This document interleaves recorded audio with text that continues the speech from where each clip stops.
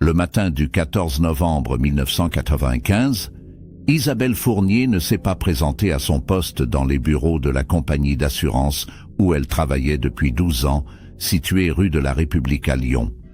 Isabelle, 38 ans, assistante administrative au 3e étage, n'avait jamais manqué un seul jour sans prévenir.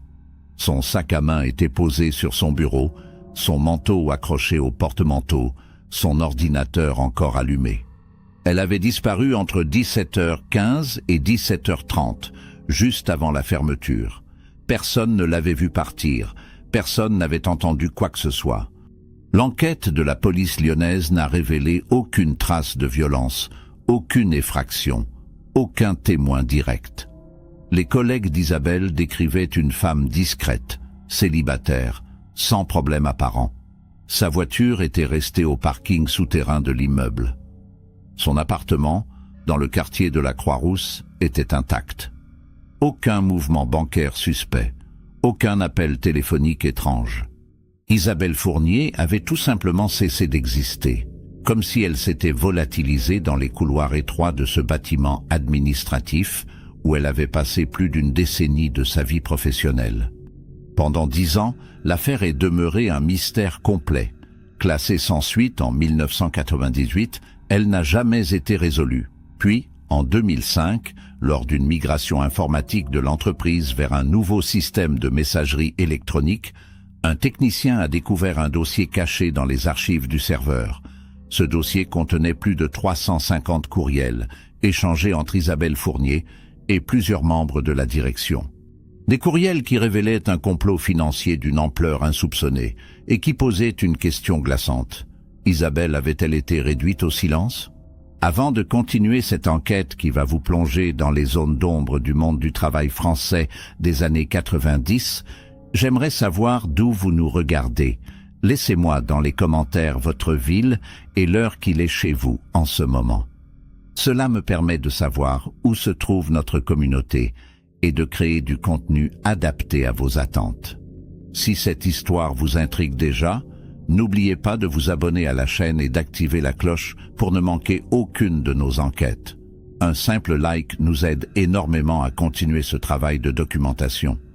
Maintenant, revenons à notre histoire et découvrons ce qui s'est réellement passé dans ces bureaux lyonnais ce mardi soir de novembre 1995. Lyon, novembre 1995. La ville connaît un automne pluvieux et froid. Les rues du 2e arrondissement sont animées par le balai des employés de bureau qui regagnent leur domicile après une journée de travail. La compagnie d'assurance où travaille Isabelle Fournier occupe 6 étages d'un immeuble haussmannien de la rue de la République, entre Bellecour et l'Hôtel de Ville. Fondée en 1972, l'entreprise emploie 180 personnes et gère des contrats d'assurance habitation et automobile pour des milliers de clients dans toute la région Rhône-Alpes.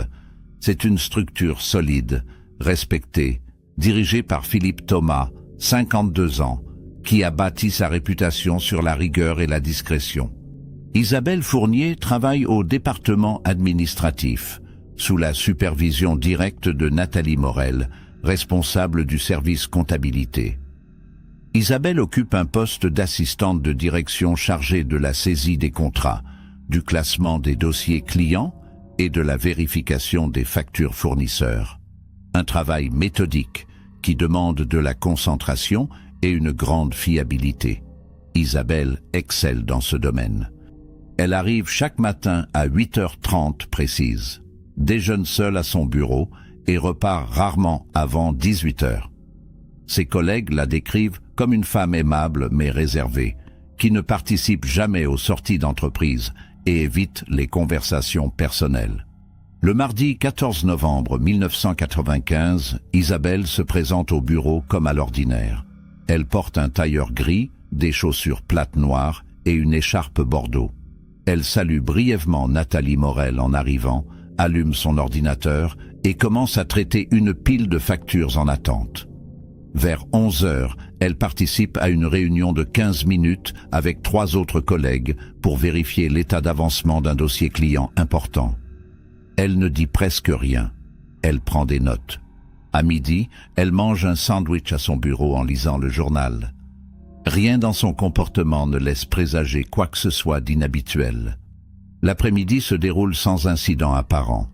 Isabelle continue son travail de saisie. Elle répond à quelques appels internes. Vers 15 heures, elle se rend à la photocopieuse située au bout du couloir pour dupliquer un document. Sandrine Lambert, une collègue du service juridique, l'aperçoit à ce moment-là et lui adresse un petit signe de la main. Isabelle répond par un sourire poli. C'est la dernière interaction confirmée qu'Isabelle aura avec un membre de l'entreprise. Entre 17h15 et 17h30, alors que la plupart des employés commencent à ranger leurs affaires pour partir, Isabelle Fournier disparaît. Sans bruit, sans témoin, sans laisser de traces. À 18h10, Nathalie Morel s'aperçoit que le bureau d'Isabelle est toujours éclairé. Elle passe devant et remarque que le sac à main d'Isabelle est posé sur la chaise, son manteau accroché, l'ordinateur allumé avec un document Word ouvert à l'écran. Elle suppose qu'Isabelle est partie aux toilettes ou à la machine à café. Mais à 18h30, Isabelle n'est toujours pas revenue. Nathalie commence à s'inquiéter. Elle fait le tour de l'étage, interroge 2 collègues qui s'apprêtent à partir. Personne n'a vu Isabelle. Elle descend au rez-de-chaussée, vérifie auprès du gardien, Bruno Morel, qui affirme n'avoir vu personne sortir dans les 30 dernières minutes. À 19h, Nathalie appelle le domicile d'Isabelle. Pas de réponse. L'inquiétude se transforme en alarme. Le lendemain matin, mercredi 15 novembre 1995, la police du 2e arrondissement de Lyon est officiellement saisie de la disparition d'Isabelle Fournier. Le commissaire Alain Bernard, 58 ans, vétéran de la brigade criminelle, prend l'affaire en main. Il se rend directement rue de la République pour interroger les employés et examiner les lieux. L'immeuble est un bâtiment typique du vieux Lyon, avec des escaliers en pierre, des couloirs étroits et un ascenseur ancien qui dessert les 6 étages. Le 3e étage, où travaillait Isabelle, est un plateau ouvert divisé en boxes individuelles par des cloisons basses. Une trentaine de personnes y travaillent quotidiennement. Le bureau d'Isabelle se trouve au fond du couloir, près d'une fenêtre donnant sur une cour intérieure. C'est un espace modeste, un bureau en bois clair, une chaise pivotante, une armoire métallique, un téléphone fixe et un ordinateur IBM sous Windows 95. Le commissaire Bernard examine chaque élément avec attention. Le sac à main d'Isabelle contient son portefeuille avec 420 francs en espèces, sa carte d'identité, ses clés d'appartement, un tube de rouge à lèvres et un paquet de mouchoirs en papier. Aucun signe de lutte, aucun objet manquant. Le manteau est soigneusement accroché, comme si Isabelle avait eu l'intention de revenir. Le document Word ouvert sur l'ordinateur attire l'attention du commissaire. Il s'agit d'une facture en cours de vérification, datée du 10 novembre 1995, correspondant à une prestation de maintenance informatique. Le document n'est pas terminé. La dernière ligne indique « Montant TTC vérifié, reste contrôle référence fournisseur ». Isabelle semble avoir interrompu son travail en pleine tâche. Le commissaire note également que l'historique de navigation de l'ordinateur montre qu'Isabelle a consulté plusieurs fichiers internes entre 15h30 et 16h45. Des fichiers comptables, des tableaux Excel contenant des listes de paiements et de virements bancaires effectués par l'entreprise au cours des 6 derniers mois. Les interrogatoires commencent dans la matinée. Nathalie Morel, la supérieure directe d'Isabelle, explique qu'elle n'a rien remarqué d'anormal ce jour-là. Isabelle était concentrée, silencieuse, comme d'habitude. Elle n'a fait aucune remarque particulière, n'a exprimé aucune inquiétude. Nathalie précise qu'Isabelle était une employée modèle, discrète, fiable, jamais un retard, jamais une absence injustifiée. Elle vivait seule depuis son divorce en 1989 et n'avait pas d'enfant. Personne dans l'entreprise ne connaissait vraiment sa vie privée. Elle ne parlait jamais d'elle. Elle ne se confiait à personne. C'était une femme fermée, presque invisible malgré ses 12 années de présence. Sandrine Lambert, la collègue qui a croisé Isabelle à la photocopieuse vers 15 heures, confirme qu'Isabelle semblait normale. Elle lui a souri, a pris ses documents et est retournée à son bureau. Rien d'étrange. Sandrine ajoute cependant un détail troublant. Quelques jours plus tôt, elle a aperçu Isabelle en train de discuter avec Philippe Thomas, le directeur général, dans le couloir du 5e étage. C'était inhabituel. Isabelle ne montait jamais au 5e étage, réservé à la direction. Elle ne parlait jamais directement avec Philippe Thomas. Sandrine n'a pas entendu la conversation, mais elle a remarqué qu'Isabelle tenait une pochette cartonnée sous le bras, une pochette rouge. Elle semblait tendue. Le gardien de l'immeuble, Bruno Morel, 53 ans, affirme n'avoir vu personne sortir entre 17h et 18h. Il était à son poste au rez-de-chaussée, comme tous les soirs. Il contrôle les allées et venues, note les visiteurs, surveille l'accès au parking souterrain. Selon lui, la seule façon de quitter l'immeuble sans être vu serait de passer par l'escalier de service situé à l'arrière du bâtiment, qui débouche sur une ruelle discrète donnant sur la rue Gasparin. Cet escalier est rarement utilisé, sauf pour les livraisons ou les interventions techniques. Bruno précise qu'il n'a rien remarqué d'inhabituel ce soir-là. Pas de bruit, pas de mouvement suspect.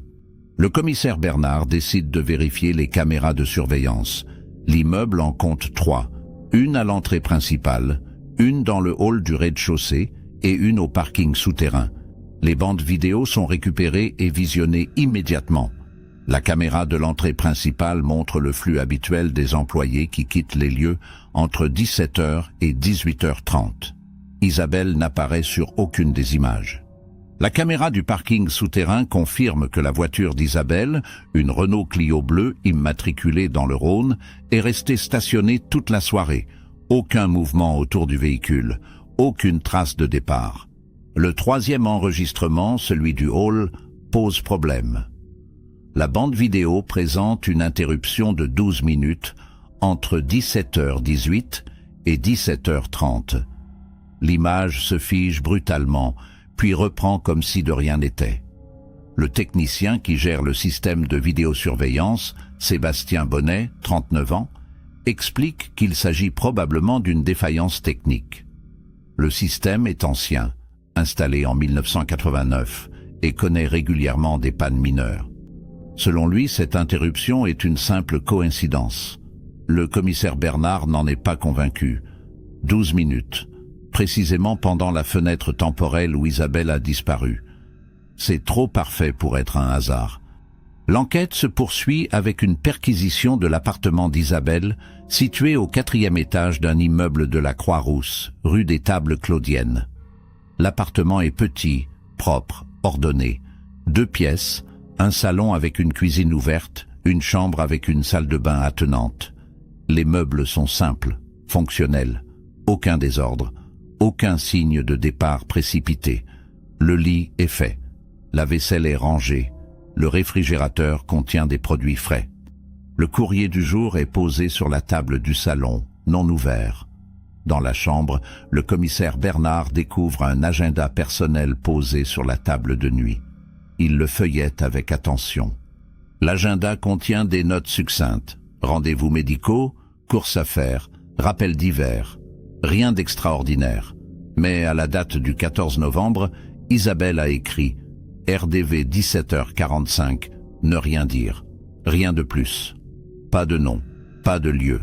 Juste cette mention énigmatique. » Le commissaire Bernard sent que cette note est la clé. Isabelle avait prévu de rencontrer quelqu'un ce soir-là, après le travail. Quelqu'un qu'elle ne voulait pas nommer. Quelqu'un avec qui elle devait garder le silence. Mais qui? Et pourquoi cette discrétion? L'enquête vient de prendre un tournant inattendu. Isabelle Fournier n'a pas simplement disparu. Elle a été attirée quelque part. Et elle le savait. Les jours suivants, l'enquête s'intensifie. Le commissaire Alain Bernard interroge l'ensemble des 180 employés de l'entreprise. Personne ne se souvient d'avoir vu Isabelle quitter son bureau ce soir-là. Personne ne sait qui elle devait rencontrer. Personne ne comprend pourquoi elle aurait laissé toutes ses affaires derrière elle. Les témoignages se recoupent. Isabelle était une femme solitaire, sans vie sociale visible, sans amis proches au sein de l'entreprise. Elle accomplissait son travail avec rigueur, saluait poliment ses collègues et rentrait chez elle. C'était tout. Une existence presque fantomatique, malgré 12 ans de présence quotidienne dans les mêmes bureaux. Le commissaire Bernard décide de fouiller plus profondément dans la vie privée d'Isabelle. Il contacte son ex-mari, Pascal Fournier, 54 ans, ingénieur à la retraite vivant désormais à Villeurbanne. Pascal explique qu'il n'a plus eu de contact avec Isabelle depuis leur divorce en 1989. Leur séparation s'était déroulée sans conflit majeur. Ils n'avaient simplement plus rien à se dire. Isabelle voulait rester à Lyon. Pascal souhaitait partir. Ils s'étaient quittés à l'amiable. Pascal affirme ne rien savoir des activités récentes d'Isabelle. Il semble sincère, presque indifférent. L'enquête dans cette direction ne mène nulle part. Le commissaire se tourne alors vers l'environnement professionnel. Il demande l'accès complet aux dossiers sur lesquels Isabelle travaillait au moment de sa disparition. Philippe Thomas, le directeur général, hésite. Il invoque la confidentialité des données clients, la protection des informations sensibles, les obligations légales. Le commissaire insiste. Philippe finit par céder, mais à contre-cœur. Il remet une série de classeurs contenant les factures, les contrats et les tableaux comptables que manipulait Isabelle. Le commissaire Bernard passe plusieurs jours à éplucher ces documents. La plupart sont parfaitement en ordre. Des factures classiques, maintenance, fourniture de bureau, prestations de services. Mais en examinant les fichiers Excel consultés par Isabelle le jour de sa disparition, le commissaire remarque quelque chose d'étrange. Plusieurs paiements récurrents apparaissent dans les tableaux, tous adressés à une même société. Un prestataire informatique basé à Villefranche-sur-Saône, à une trentaine de kilomètres de Lyon. Les montants sont conséquents, entre 15 000 et 25 000 francs par mois, depuis janvier 1994. Sur 18 mois, cela représente plus de 350 000 francs. Le commissaire demande à voir les factures correspondantes. Philippe Thomas fournit les documents sans commentaire. Les factures semblent légitimes. Prestations de maintenance informatique, mises à jour logicielles, interventions techniques. Le commissaire Bernard décide de vérifier l'existence réelle de ce prestataire. Il se rend à Villefranche-sur-Saône avec un collègue, le lieutenant Didier Girard. L'adresse indiquée sur les factures correspond à un petit immeuble commercial en périphérie de la ville. Au 3e étage, ils découvrent un bureau vide. Pas de matériel informatique, pas de téléphone, pas de mobilier. Juste une pièce nue avec des traces de poussière au sol. Le propriétaire de l'immeuble, contacté immédiatement, explique que le local a été loué en décembre 1993 par un homme qui se présentait comme gérant d'une société de services informatiques. Le bail a été résilié en septembre 1995, 2 mois avant la disparition d'Isabelle. Le nom du locataire figure sur le contrat de location, Thierry André. Le commissaire lance une recherche. Thierry André n'existe pas dans les registres officiels. C'est une identité fictive. Les chèques de loyer ont été encaissés sur un compte bancaire ouvert avec de faux documents. Le compte a été fermé en octobre 1995. Toutes les traces ont été effacées. Le commissaire comprend alors qu'il est face à une escroquerie montée de l'intérieur. Quelqu'un, au sein de l'entreprise, a créé une société fantôme pour détourner des fonds. Et Isabelle Fournier, en vérifiant les factures fournisseurs, a découvert le système. Elle est tombée sur quelque chose qu'elle n'aurait jamais dû voir. Le commissaire Bernard retourne interroger Philippe Thomas. Cette fois, le ton est différent. Il veut des explications sur les paiements versés à cette société fictive. Philippe se montre évasif. Il prétend ne rien savoir. Il affirme que les factures étaient validées par le service comptabilité, pas par lui personnellement. Il rejette toute responsabilité. Le commissaire insiste. Qui avait accès aux comptes bancaires de l'entreprise? Qui pouvait autoriser des virements de cette ampleur sans contrôle? Philippe hésite, puis finit par admettre que seules 3 personnes disposaient de ce niveau d'accès. Lui-même, Nathalie Morel, la responsable comptabilité, et un autre membre de la direction, Daniel Robert, directeur financier de l'entreprise depuis 1990. Daniel Robert, 62 ans, est un homme discret, méticuleux, respecté dans le milieu des assurances lyonnaises. Il a bâti sa carrière sur la rigueur et la transparence. Le commissaire Bernard l'interroge le lendemain matin. Daniel se montre coopératif, presque trop. Il explique qu'il supervise l'ensemble des flux financiers de l'entreprise, mais qu'il fait confiance à ses équipes pour les vérifications de détails. Il n'examine pas chaque facture individuellement. C'est le rôle d'Isabelle et de Nathalie. Quand le commissaire lui montre les relevés de paiement adressés à la société fantôme, Daniel fronce les sourcils. Il prétend découvrir ces informations pour la première fois. Il semble troublé. Mais est-ce de la surprise sincère ou un jeu d'acteur? Le commissaire décide de vérifier les relevés bancaires personnels de Daniel Robert. Il obtient une commission rogatoire et accède au compte. Ce qu'il découvre le glace. Entre janvier 1994 et septembre 1995, Daniel a reçu plusieurs virements en espèces sur un compte secondaire ouvert dans une agence bancaire de Grenoble. Les montants correspondent presque exactement aux sommes détournées via la société fictive, environ 300 000 francs au total. Daniel Robert n'est pas seulement un témoin. Il est le cerveau de l'escroquerie. Et Isabelle Fournier, en vérifiant les factures, a mis le doigt sur le système. Elle est devenue une menace. Une menace qu'il fallait faire disparaître. Le 28 novembre 1995, Daniel Robert est placé en garde à vue.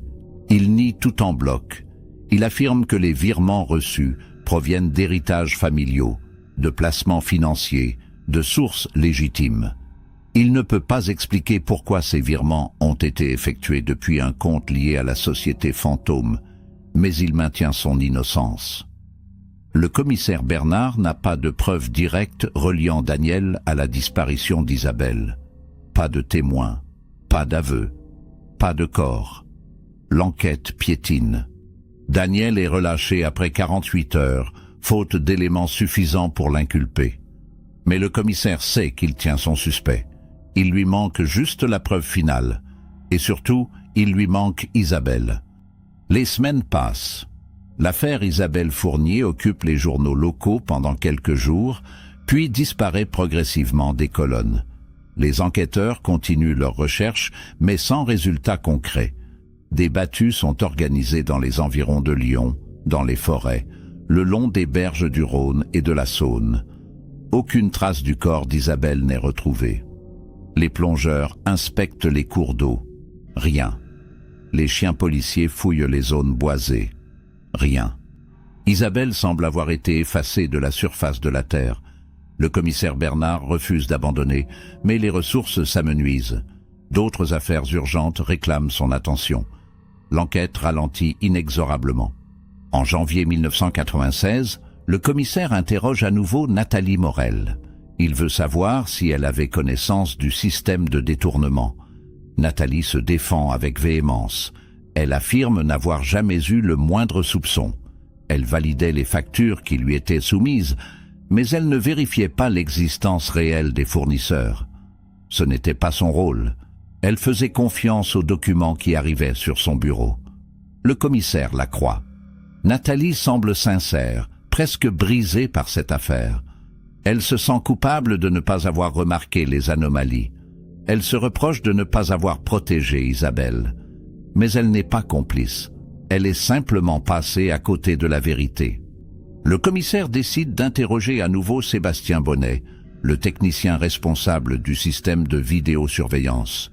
Il veut comprendre pourquoi la caméra du hall a cessé de fonctionner précisément pendant la disparition d'Isabelle.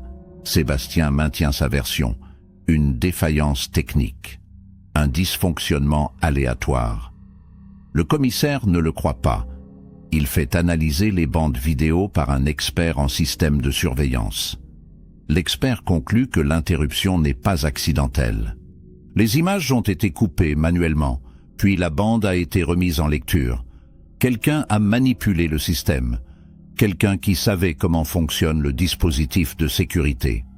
Sébastien Bonnet est placé en garde à vue. Sous la pression, il finit par craquer. Il avoue avoir coupé la caméra ce soir-là, sur demande de Daniel Robert. Daniel lui avait expliqué qu'il devait faire sortir discrètement un visiteur de l'immeuble, un client important qui souhaitait rester anonyme. Sébastien pensait rendre service. Il ne savait pas qu'Isabelle allait disparaître. Il n'imaginait pas être impliqué dans une affaire criminelle. Il a simplement appuyé sur un bouton, coupé l'enregistrement pendant 12 minutes, puis remis le système en marche. Il n'a rien vu, il n'a rien entendu, il ne sait pas ce qui s'est passé pendant ces 12 minutes, mais son témoignage confirme une chose. Daniel Robert a orchestré la disparition. Le commissaire Bernard obtient un nouveau mandat d'arrêt contre Daniel Robert. Cette fois, les charges sont plus solides. Complicité de disparition inquiétante, manipulation de preuves, détournement de fonds. Daniel est arrêté le 15 février 1996 à son domicile, dans le quartier huppé de Fourvière. Il nie toujours. Il prétend que Sébastien ment, qu'il invente des accusations pour se dédouaner. Il affirme n'avoir jamais demandé de couper les caméras. Il maintient qu'Isabelle a quitté l'immeuble de son plein gré, qu'elle a peut-être fui pour des raisons personnelles, qu'elle reviendra un jour. Le commissaire ne le croit pas. Mais sans corps, sans aveu, sans témoin direct, l'affaire reste fragile. Le procès de Daniel Robert s'ouvre en octobre 1996 devant la cour d'assises du Rhône. Les charges retenues sont le détournement de fonds et la complicité dans une disparition suspecte. L'accusation tente de démontrer que Daniel a fait disparaître Isabelle parce qu'elle avait découvert son système de fraude. La défense argumente que rien ne prouve qu'Isabelle soit morte, que sa disparition pourrait être volontaire, qu'il n'existe aucune preuve matérielle d'un crime. Le procès dure 3 semaines. Les témoignages se succèdent. Nathalie Morel explique le fonctionnement du service comptabilité. Sébastien Bonnet répète sa version des faits. Le commissaire Bernard présente les éléments de l'enquête, mais tout reste circonstanciel. Le verdict tombe le 25 octobre 1996. Daniel Robert est reconnu coupable de détournement de fonds et condamné à 6 ans de prison ferme. En revanche, il est acquitté des charges liées à la disparition d'Isabelle, faute de preuves suffisantes. Le tribunal estime qu'on ne peut pas condamner un homme pour un crime sans corps, sans aveu, sans certitude absolue. Daniel est envoyé à la maison d'arrêt de Lyon-Corbas. Il purgera 4 ans de sa peine avant d'être libéré en 2000 pour bonne conduite. Il ne parlera jamais. Il ne révélera jamais ce qui est arrivé à Isabelle Fournier. L'affaire est classée sans suite en 1998. Isabelle reste portée disparue. Son corps n'a jamais été retrouvé. Les années passent. L'entreprise poursuit ses activités.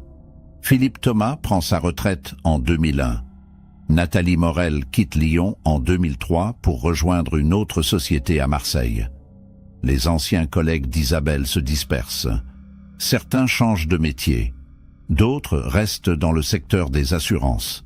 Personne ne parle plus d'Isabelle. Son nom s'efface progressivement des mémoires. Son appartement de la Croix-Rousse est vidé par un huissier en 1999 et reloué à une nouvelle famille. Sa voiture est récupérée par la Fourrière puis vendue aux enchères. Isabelle Fournier devient une statistique, un dossier froid, une affaire non résolue parmi tant d'autres. Mais en 2005, quelque chose change. L'entreprise décide de moderniser son système informatique. Les vieux serveurs Windows NT des années 90 sont remplacés par des machines plus récentes. Un technicien externe, Julien Faure, 32 ans, est chargé de migrer les données vers le nouveau système. En explorant les archives du serveur, il tombe sur un dossier caché, protégé par un mot de passe, daté de 1995. Le dossier s'appelle « If Urgent ». Julien parvient à forcer l'accès. Ce qu'il découvre à l'intérieur va rouvrir une affaire que tout le monde croyait enterrée. Le dossier contient plus de 350 courriels. Des courriels échangés entre Isabelle Fournier et plusieurs membres de la direction. Des courriels qui racontent une autre histoire. Les courriels révèlent qu'Isabelle n'était pas seulement une assistante administrative discrète. Elle était devenue, sans le vouloir, une enquêtrice. À partir d'avril 1995, elle avait commencé à remarquer des anomalies dans les factures qu'elle traitait. Des montants incohérents, des références de fournisseurs introuvables. Elle avait décidé d'en parler à Nathalie Morel. Nathalie lui avait conseillé de se taire, de ne pas faire de vagues. Isabelle avait alors contacté directement Philippe Thomas par courriel. Philippe avait minimisé ses inquiétudes. Isabelle avait insisté. Elle avait collecté des preuves. Elle avait rassemblé des documents. Elle avait compris qu'elle était face à une fraude massive. Et elle ne voulait pas se taire.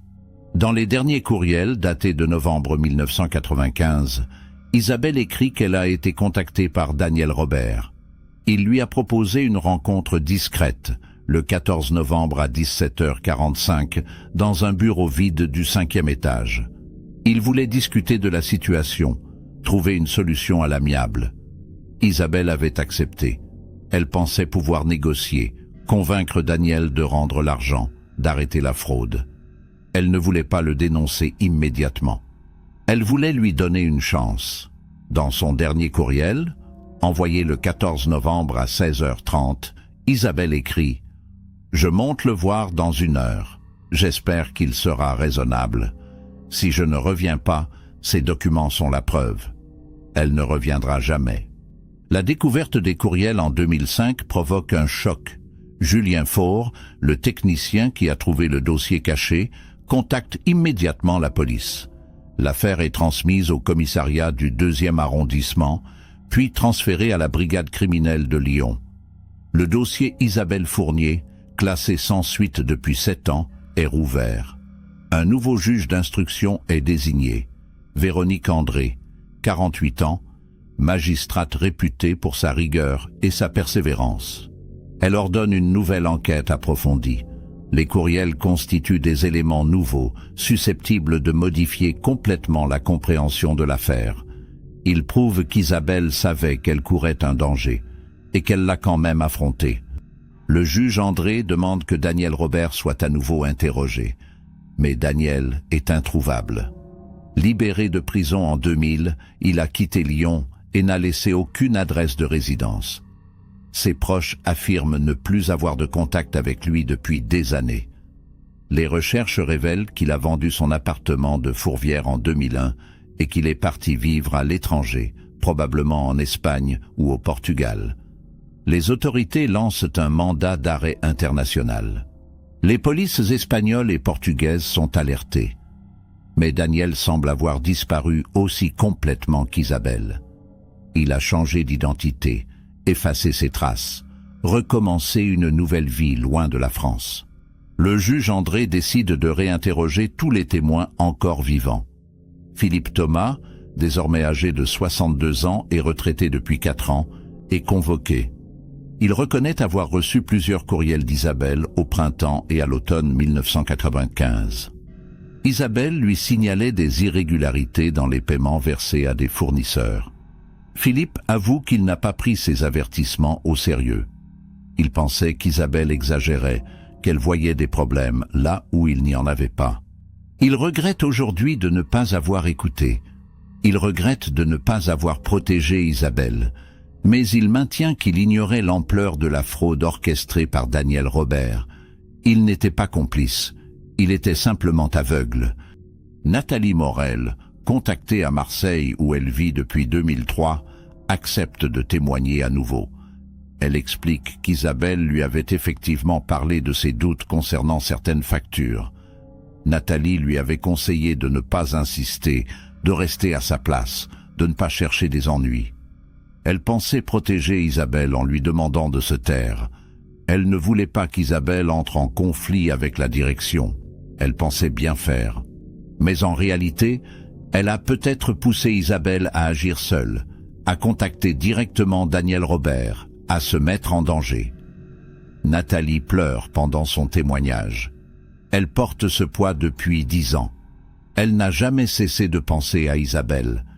Sébastien Bonnet, le technicien qui avait coupé les caméras, vit désormais à Grenoble.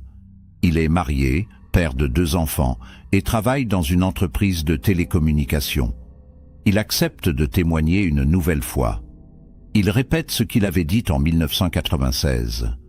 Daniel Robert lui avait demandé de couper l'enregistrement du hall pendant 12 minutes.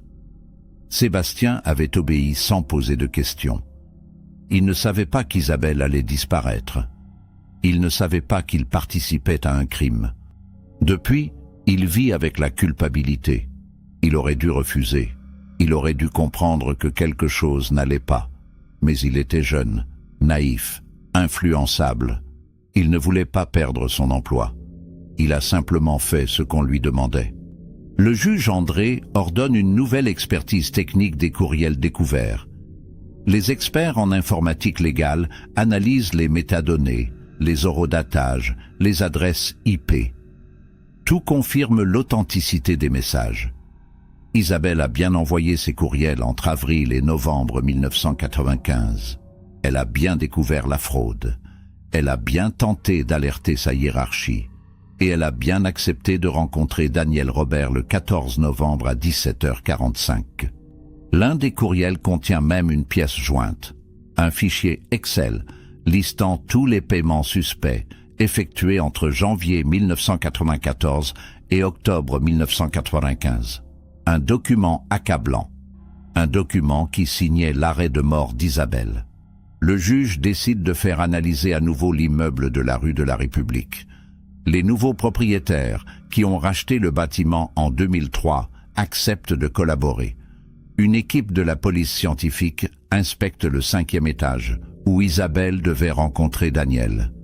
Les bureaux ont été rénovés, les sols changés, les cloisons déplacées. Mais les enquêteurs découvrent une ancienne réserve technique, située au fond du couloir, qui n'a jamais été rénovée. C'est une petite pièce sans fenêtre, utilisée autrefois pour stocker du matériel de nettoyage. Les analyses révèlent des traces de sang humain sur le sol en béton, dissimulées sous une couche de poussière accumulée depuis des années. Les tests ADN sont effectués. Les résultats tombent en juin 2006. Le sang appartient à Isabelle Fournier.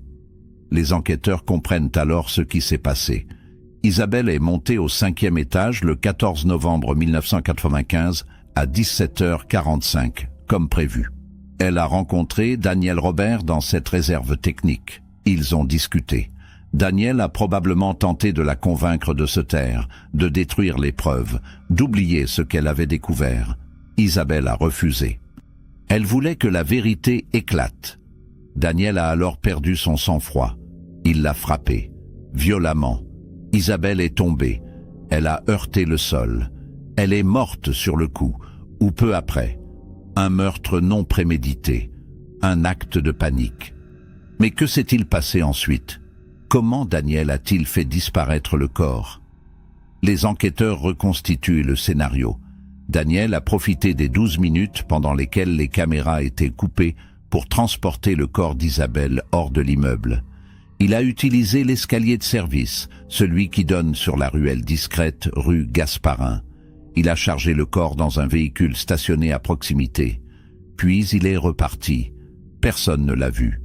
Personne ne l'a entendu. Entre 17h18 et 17h30, Daniel Robert a effacé Isabelle Fournier de la surface de la Terre.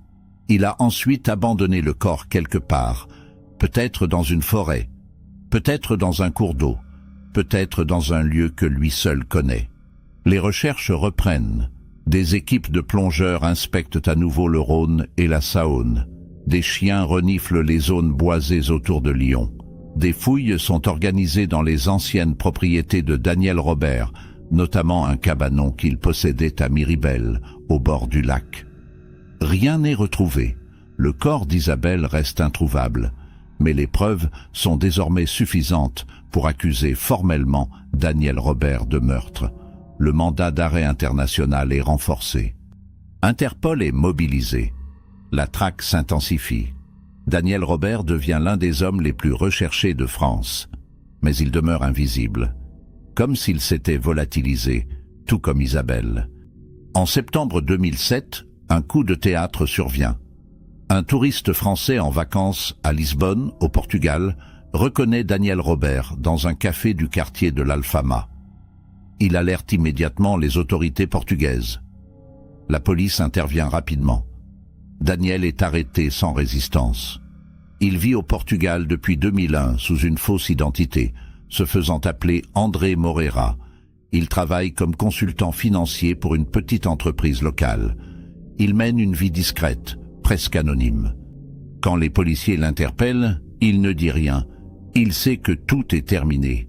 Il est extradé vers la France 3 semaines plus tard. Son procès s'ouvre en mars 2008 devant la cour d'assises du Rhône. Le procès de Daniel Robert en mars 2008 attire l'attention des médias nationaux. 13 ans après la disparition d'Isabelle Fournier, la vérité va enfin éclater. La salle d'audience est bondée. Les anciens collègues d'Isabelle sont présents. Nathalie Morel est au premier rang, le visage fermé. Philippe Thomas est assis quelques rangées derrière, le regard baissé. Sébastien Bonnet témoignera plus tard dans la semaine. Tous sont venus chercher des réponses. Tous veulent savoir ce qui est arrivé à Isabelle. Tous espèrent que Daniel Robert finira par parler. Mais Daniel reste silencieux. Il refuse de plaider coupable. Il refuse de dire où se trouve le corps. Il se contente de nier, encore et toujours. L'accusation présente les éléments un par un. Les courriels prouvent qu'Isabelle avait découvert la fraude. Les relevés bancaires prouvent que Daniel en était l'auteur. Le témoignage de Sébastien Bonnet prouve que Daniel a orchestré la coupure des caméras. Les traces de sang dans la réserve technique prouvent qu'Isabelle a été tuée sur place. La fuite de Daniel au Portugal prouve sa conscience de culpabilité. Tout concorde. Tout accuse Daniel Robert. Le procureur requiert la réclusion criminelle à perpétuité. Il souligne la préméditation, la dissimulation du corps, l'absence totale de remords. Daniel Robert a détruit une vie pour protéger son système de fraude. Il ne mérite aucune clémence. La défense tente de minimiser les faits. L'avocat de Daniel argumente que rien ne prouve que les traces de sang appartiennent réellement à une scène de meurtre. Elles pourraient résulter d'un accident. Isabelle aurait pu tomber seule, se blesser, puis quitter les lieux par ses propres moyens. La disparition du corps pourrait être volontaire. Isabelle aurait pu fuir pour échapper à la pression, recommencer sa vie ailleurs. La fuite de Daniel au Portugal ne prouverait que sa peur d'être injustement condamné. L'argumentation est faible. Personne dans la salle ne semble convaincu. Le jury écoute, impassible. Les jurés savent qu'ils tiennent le coupable. Il leur manque juste une chose, le corps d'Isabelle. Le jour du verdict arrive le 28 mars 2008. Après 3 semaines de débats, de témoignages et de plaidoiries, le jury se retire pour délibérer. Les délibérations durent 7 heures. La tension est palpable dans la salle d'audience. Nathalie Morel se ronge les ongles. Philippe Thomas fixe le sol. Les journalistes préparent leurs articles. À 20h30, le jury revient. Le président de la Cour annonce le verdict. Daniel Robert est reconnu coupable de meurtre avec préméditation, dissimulation de cadavres et détournement de fonds. Il est condamné à 25 ans de réclusion criminelle. La salle retient son souffle. Ce n'est pas la perpétuité, mais c'est une condamnation lourde. Daniel baisse la tête. Il ne réagit pas. Il est emmené immédiatement. Après le verdict, le juge Véronique André organise une conférence de presse. Elle explique que malgré la condamnation, l'affaire reste partiellement non résolue. Le corps d'Isabelle Fournier n'a jamais été retrouvé. Daniel Robert refuse toujours de révéler où il l'a abandonné. La famille d'Isabelle, représentée par sa sœur cadette, Sylvie Vincent, lance un appel. Elle supplie Daniel de dire la vérité, de permettre à Isabelle de recevoir une sépulture digne. Elle veut pouvoir faire son deuil. Elle veut pouvoir se recueillir sur une tombe. Mais Daniel ne répond pas. Il garde son secret. Peut-être par orgueil, peut-être par cruauté, peut-être parce qu'il est le seul à détenir encore un pouvoir sur cette histoire. Les années suivantes, plusieurs tentatives sont faites pour localiser le corps d'Isabelle. Des équipes de recherche explorent les zones où Daniel possédait des propriétés dans les années 90. Des plongeurs inspectent les lacs de la région. Des géologues analysent les terrains susceptibles d'avoir été utilisés pour enfouir un corps. En 2010, une équipe de bénévoles fouille une ancienne carrière abandonnée à Saint-Priest, à l'est de Lyon. Des rumeurs affirmaient que Daniel y avait été vu en novembre 1995. Mais les fouilles ne donnent rien. En 2012, un médium contacte la police et prétend avoir localisé le corps dans une forêt près de Villefranche-sur-Saône. Les recherches sont organisées. Rien n'est trouvé. Isabelle reste introuvable. En 2015, Daniel Robert accorde une interview exclusive à un journaliste du quotidien Le Progrès. C'est la première fois qu'il accepte de parler depuis sa condamnation. Il purge sa peine à la maison centrale de Saint-Maur, dans l'Indre. Le journaliste lui demande s'il regrette ce qui est arrivé à Isabelle. Daniel répond qu'il regrette beaucoup de choses dans sa vie, mais qu'il ne peut rien changer au passé. Quand le journaliste lui demande où se trouve le corps, Daniel se referme. Il dit qu'il ne parlera jamais, que c'est son dernier secret, que c'est la seule chose qu'il contrôle encore. Le journaliste insiste. Daniel met fin à l'interview. Il ne parlera plus jamais publiquement. En 2018, une nouvelle piste émerge. Un ancien employé de l'entreprise, Julien Faure, celui qui avait découvert les courriels en 2005, contacte la police. Il explique qu'en rangeant d'anciennes archives personnelles, il a retrouvé un plan des sous-sols de l'immeuble de la rue de la République datant de 1995. Ce plan montre l'existence d'un ancien réseau de caves et de tunnels sous le bâtiment, utilisés autrefois pour le stockage et les livraisons. Ces tunnels ont été condamnés dans les années 70 et oubliés depuis. Personne n'y avait pensé lors des premières recherches.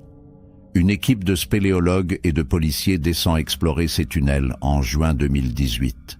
Les tunnels sont étroits, sombres, partiellement effondrés. L'exploration dure plusieurs jours. Les spéléologues progressent lentement, inspectant chaque recoin, chaque cavité.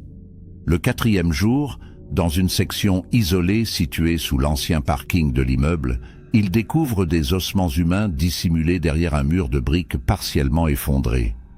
Les ossements sont enveloppés dans un tissu décomposé, probablement un ancien manteau. Les analyses ADN sont effectuées immédiatement. Les résultats confirment ce que tout le monde espérait et redoutait à la fois. Les ossements appartiennent à Isabelle Fournier. Après 23 ans, elle est enfin retrouvée. Elle reposait à quelques mètres sous les bureaux où elle avait travaillé pendant 12 ans. La découverte provoque une onde de choc. Daniel Robert avait caché le corps d'Isabelle dans les tunnels abandonnés de l'immeuble. Il n'avait pas eu besoin de transporter le corps loin. Il l'avait simplement descendu dans les sous-sols, en passant par un accès oublié situé près de la réserve technique du 5e étage. Personne n'avait pensé à chercher là. Personne ne savait que ces tunnels existaient encore. Daniel avait profité de cette ignorance pour dissimuler son crime. Pendant 23 ans, Isabelle était restée sous terre, oubliée, invisible, à quelques mètres des collègues qui la cherchaient. C'était une dissimulation parfaite, presque. Le 15 juillet 2018, Isabelle Fournier reçoit enfin une sépulture. Ses obsèques sont célébrées à l'église Saint-Bruno de Lyon, dans le quartier de la Croix-Rousse où elle avait vécu. Des dizaines de personnes sont présentes. Nathalie Morel, Philippe Thomas, Sébastien Bonnet, Julien Faure et beaucoup d'autres anciens collègues. Sa sœur Sylvie prononce un éloge funèbre émouvant. Elle remercie tous ceux qui n'ont jamais abandonné. Elle remercie la police, les enquêteurs, les bénévoles, les anonymes qui ont continué à chercher la vérité. Elle dit qu'Isabelle était une femme discrète, mais courageuse. Une femme qui avait osé défendre ce qui était juste, même au péril de sa vie. Une femme qui mérite d'être rappelée. Une femme qui ne sera jamais oubliée. Daniel Robert, informé de la découverte du corps depuis sa cellule, ne fait aucun commentaire. Il reste enfermé dans son silence. Il purgera l'intégralité de sa peine. Sa libération conditionnelle est prévue pour 2033, s'il survit jusque-là. Il aura alors 99 ans. Peut-être parlera-t-il un jour. Peut-être expliquera-t-il pourquoi il a fait cela. Peut-être avouera-t-il les détails de cette soirée de novembre 1995. Ou peut-être emportera-t-il ses secrets dans la tombe. Personne ne le sait, personne ne peut le prédire. Mais une chose est certaine, Isabelle Fournier a eu justice. Pas complètement, pas parfaitement, mais suffisamment pour que son histoire soit connue, suffisamment pour que son sacrifice ne soit pas vain. L'affaire Isabelle Fournier reste aujourd'hui l'une des disparitions les plus troublantes de l'histoire criminelle lyonnaise.